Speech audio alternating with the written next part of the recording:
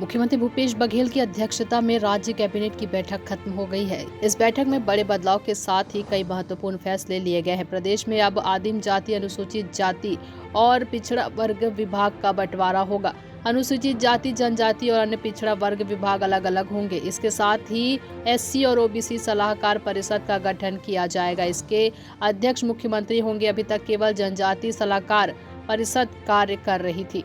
वहीं किसानों के सहकारी ऋणों पर ब्याज अनुदान नियम 2021 में संशोधन प्रारूप का अनुमोदन किया गया है, जिसके अनुसार उद्यानिकी कार्यों, मत्स्य पालन और गोपालन के लिए लघु व सीमांत किसानों को 3 लाख रुपए तक अल्पकालीन लोन बिना ब्याज के मिलेगा। अभी तक 1 लाख के लोन पर 1% और 3 लाख के कर्ज पर 3% ब्याज लगता था। मुख्यमंत्री भूपेश बघेल ने कहा, इससे किसानों को बड़ी राहत मिलने वाली है। स्वागत है।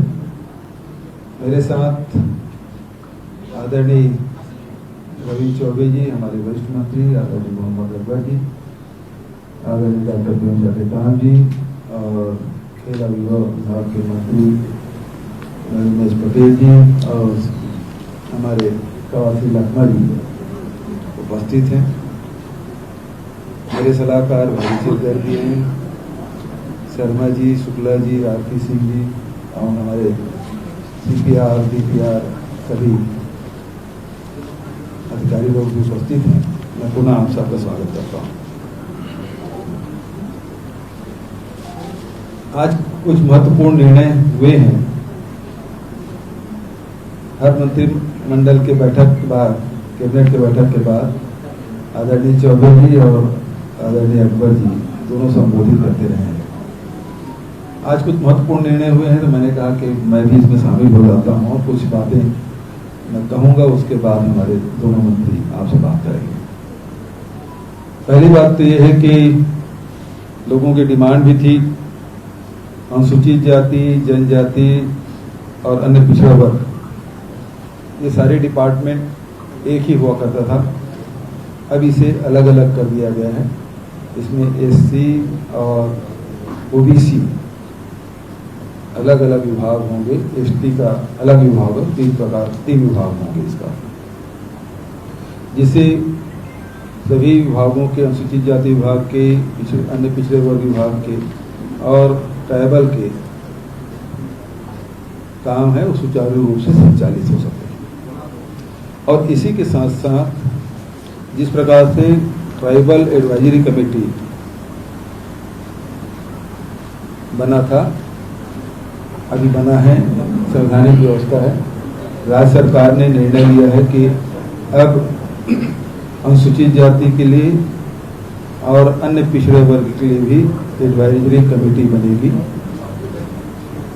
अनुसूचित जाति सलाहकार परिषद और अन्य पिछड़ा वर्ग सलाहकार परिषद का निर्माण होगा, जिससे इन वर्ग के लोग शासन तक के अपनी बात कह सके और उन सुझावों का क्रियान्वयन भी हो सके। और इसके अध्यक्ष, जैसे ट्राइबल एडवाइजरी कमेटी के अध्यक्ष मुख्यमंत्री ही होते हैं, उसी प्रकार से SC एडवाइजरी कमेटी और OBC एडवाइजरी कमेटी दोनों के भी अध्यक्ष मुख्यमंत्री होंगे। और इसमें सभी पूरे प्रदेश भर के जो सदस्य इसमें लिए जाएंगे। एक बहुत महत्वपूर्ण, 2 महत्वपूर्ण निर्णय इसमें लिया गया है। और तीसरा निर्णय, अब चाहे शहरी क्षेत्र हो चाहे ग्रामीण क्षेत्र हो, इसमें सबको मिला के, पूरे छत्तीसगढ़ को मिला के छत्तीसगढ़िया ओलंपिक का आयोजन होगा। और इसमें उम्र की कोई सीमा नहीं होगी। उसमें बच्चे भी खेलेंगे, बड़े बुजुर्ग भी खेलेंगे, महिलाएं भी होंगी, तो सभी लोग इसमें भाग ले सकेंगे। उम्र की कोई सीमा नहीं और हर प्रकार के खेल का इसमें आयोजन होगा। चौथा जो महत्वपूर्ण निर्णय लिया गया है वो कृषि के क्षेत्र में अभी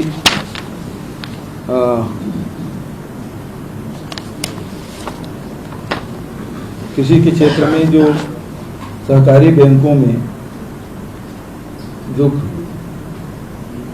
साख समितियों के द्वारा जो ऋण दिया जाता था उस सीमा को बढ़ाकर 3 लाख रुपया तक अब उसे 0% ब्याज में किसानों को ऋण मिलेगा, जिसमें हार्टिकल्चर है,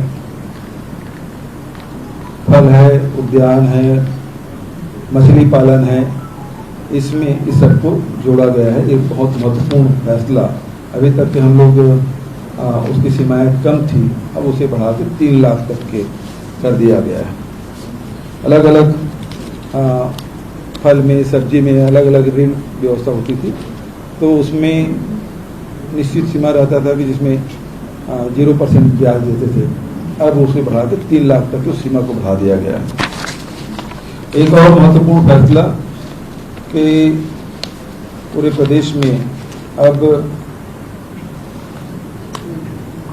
चूंकि ऊर्जा उत्पादन में अब बहुत महत्वपूर्ण निर्णय पूरे राष्ट्रीय और अंतर्राष्ट्रीय स्तर पर हो रहे हैं और सोलर लाइट से ही हम लोग बिजली उत्पादन उसको बढ़ावा देने के लिए, सोलर को बढ़ावा देने के लिए, लेकिन सोलर से जो बिजली मिलती है वो दिन को ही, ऐसे में जितने भी हमारे वाटर बॉडीज हैं तो उसके ऊपर में एक छोटा वाटर बॉडी बना दिया जाए और दिन भर में जितना बिजली वो पैदा करेंगे सोलर से, तो उसे पंपिंग करके ऊपर के तालाब में भर दिया जाए और फिर से उसे हाइडल प्रोजेक्ट के रूप में उपयोग करें ताकि रात को भी बिजली मिल सके।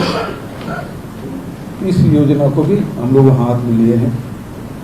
और एक और महत्वपूर्ण फैसला कि जितने भी हमारे ट्रांसमिशन लाइन है 11 kV के, अब उसमें ग्रिड से जोड़ने की बात होती है और इसलिए उस जमीन उस ग्रिड के नीचे में कोई यदि बिजली उत्पादन करना चाहे सोलर का, तो फिर शासकीय भूमि है तो उसे 1 रुपया की दर पे उपलब्ध कराएंगे नॉमिनल रेट पे। और दूसरा, यदि किसान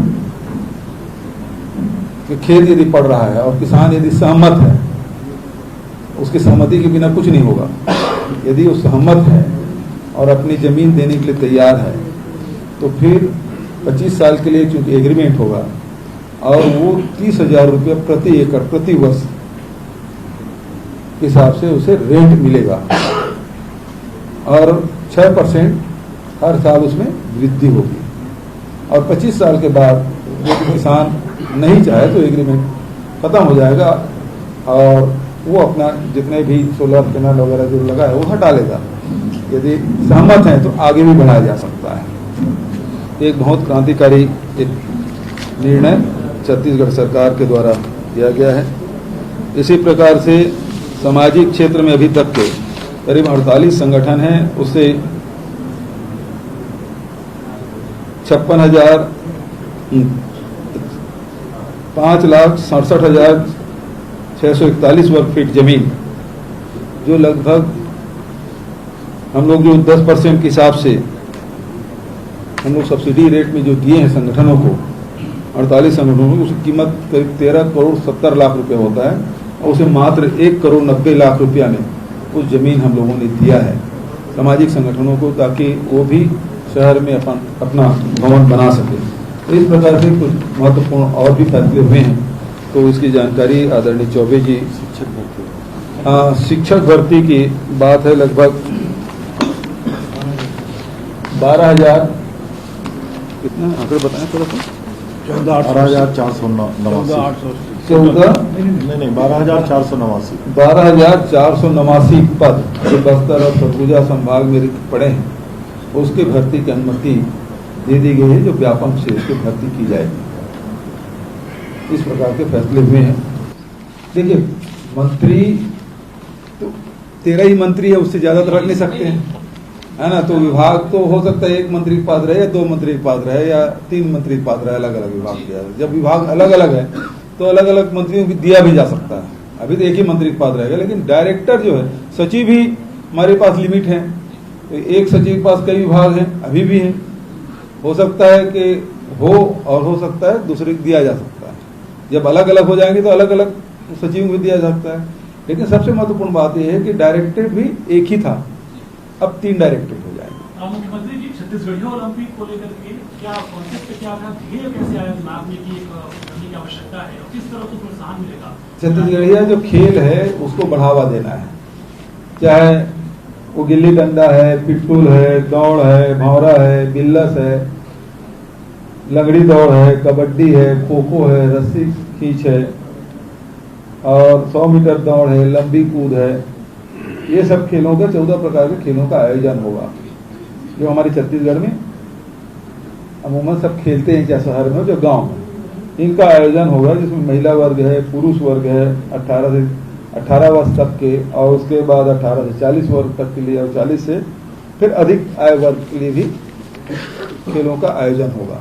ये जो आप लोगों ने सोलर वाला नया कॉन्सेप्ट लेकर के आया है, किसान से अगर किसान परमिट करता है तो वो रेंट पे अपनी जमीन दे सकता है, तो ये किसको देगा? प्राइवेट प्लेयर्स को देगा या फिर सरकार को? देखिए, ये तो प्राइवेट प्लेयर ही आएंगे और एग्रीमेंट उनके बीच होगा।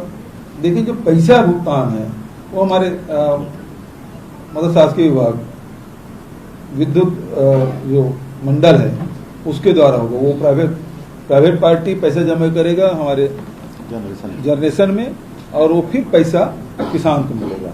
तो किसान को पैसा मिले ये सुनिश्चित करने के लिए जनरेशन कंपनी से ही उसकी भुगतान की जाएगी और कोई उसकी बाध्यता नहीं है कि आपको एग्रीमेंट करना ही होगा।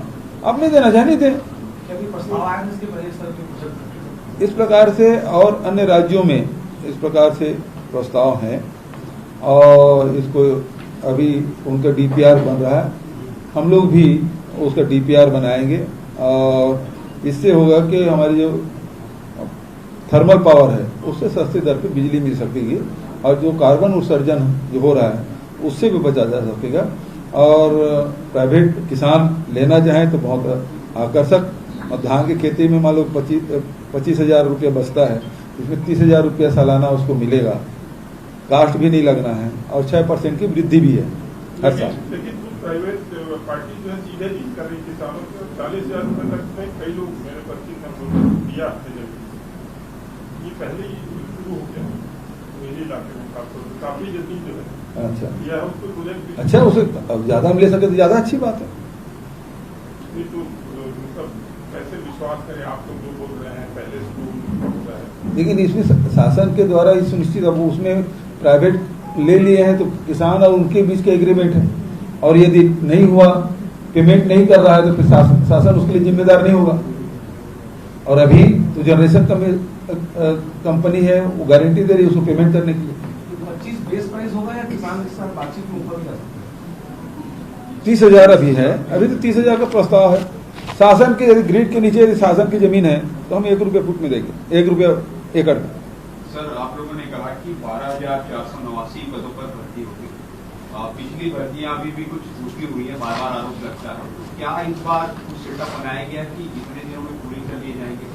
नहीं, उस समय भर्ती परीक्षा हो गया, परीक्षा के बाद पुलिस वेरिफिकेशन का है तो वो तो कराना ही पड़ेगा। और नौकरी के बाद पुलिस वेरिफिकेशन यदि निगेटिव आ गया फिर क्या होगा? इसलिए पहले से करा रहे हैं। बहुत सारे पिछले अनुभव जो है वो अच्छा नहीं रहा, इसलिए पुलिस वेरिफिकेशन करा रहे हैं। अधिकांश उसमें ज्वाइन कर लिए हैं, कुछ बचे हैं वो ज्वाइनिंग हो जाएगा, लेकिन इसमें ऐसी कोई बात तो है नहीं। चुनाव से पहले हो जाएगा। हमारे को हम तो जल्दी करना चाहेंगे। सर, पिछले दिनों 10,000 अन्य भर्तियों की घोषणा हुई थी, ये उससे अलग है कि 10,000 से नहीं, अब वो 12,489, वो 10,000 की जगह 12,489 करेंगे। ये 30 विभागों का जो गठन हो रहा है इसका कोई पॉलिटिकल इंप्रेशन भी है क्या? 3 विभागों का जो गठन हो रहा है, देखिए, इसी सीधी सी बात है कि इन वर्गों को इससे लाभ मिलेगा। अपनी बात है शासन तक के रख सकें, मुख्यमंत्री के साथ मीटिंग होगी और वो सलाह देंगे और हो सकता है उसमें बहुत सारे निर्णय उसमें जो पक्ष में हो तो फायदा होगा समाज। जो है क्रियान्वयन अनेक योजनाओं का क्रियान्वयन ठीक से नहीं हो पा रहा था, इसलिए तीनों विभागों को अलग करने की जरूरत। समाज की डिमांड भी थी और जो कि एक बहुत बड़ा वर्ग है, अनुसूचित जाति, पिछड़े वर्ग और वो भी ST तो बहुत बड़ा हो जाता था, तो इसलिए डायरेक्टरेट एक होने के कारण से क्रियान्वयन में कहीं कहीं दिक्कत तो आती थी। लेकिन इसे 3 अलग अलग डायरेक्टरेट होंगे, हर वर्ग के लिए अलग डायरेक्टरेट हो जाए होने से उसका लाभ मिलेगा। इसमें जो प्राइमरी स्कूल जैसे आपने कनिष्ठ बोर्ड बनाया हुआ है एग्जाम व्यापक के थ्रू लेकर, जो प्राइमरी स्कूल के टीचर्स वगैरह होंगे वो कनिष्ठ बोर्ड के थ्रू होंगे या व्यापक के हो, क्योंकि उसमें हाई कोर्ट में उस प्रकार से अध्यादेश जारी हुआ था, लेकिन उसको हाई कोर्ट ने उसको अमान्य कर दिया। व्यापक से एक सवाल है आवास जो आश्रम आवासीय स्कूल जो होते हैं आदिम जाति विकास के अंतर्गत, तो वो बीसी के लिए अलग से खुलेंगे क्या, एसटी के लिए अलग से खुलेंगे क्या, इस तरह से? अब ये सब सलाहकार परिषद में से बात आएगी तो सब कुछ संभव भी हो सकता है। और एक सवाल है शहरी जो आवास के लिए कितने आवास और बनने का है, क्योंकि ग्रामीण आवास को भी सब पड़े हैं, तो उसके लिए भी कुछ है? ग्रामीण आवास के लिए भी बजट में प्रावधान है, और क्योंकि अब डायरेक्ट देना है, क्योंकि बैंक उसमें मना कर दिए हैं, आरबीआई ने मना कर दिया कि बैंक फाइनेंस नहीं होगा, अब सरकार के ही खजाने से वो हो जाएगा। और इसके लिए भी अभी जिस प्रकार से चौबे जी ने विस्तार से आपको बता दिया है, उसे 2024 तक के बढ़ाया गया है शहरी क्षेत्र के लिए। किसका ओलंपिक है कब कराने का, ऐसा कोई फ्रेम टाइम फ्रेम कुछ बना है? अब जल्दी उसके कार्यक्रम अलग से जारी किए जाएंगे। आज तो निर्णय हुए हैं, अब खेल मंत्री जी हैं तो अलग से जारी करेंगे, आप लोगों से अलग से चर्चा करेंगे। कांग्रेस की यात्रा शुरू होने वाली है, आप जा रहे हैं, क्या आप पद यात्रा करेंगे? अब कल जा रहा हूँ, कल तो शामिल रहूंगा, परसों हाफ डे तो रहूंगा, कोशिश करूंगा हाफ डे तक रहूं, क्योंकि उसके बाद मनेनगढ़ और शक्ति जिले का शुरुआत भी करना है, प्रारंभ करना है, इसलिए आना पड़ेगा और बीच बीच में जाते रहेंगे। ये मोहन भागवत का अब तक का सबसे बड़ा लंबा दौरा है छत्तीसगढ़ को लेकर। जी, इसके पहले इतना बड़ा दौरा कभी देखने को नहीं मिला। जी, क्या कारण मानते हैं और क्या भारतीय जनता पार्टी सरकार पूरी तरह छत्तीसगढ़ के ऊपर ध्यान देना शुरू कर? मोहन भागवत जी आ रहे हैं, बीजेपी के नेता आ रहे हैं, आरएसएस के लोग आ रहे हैं, उनका स्वागत है।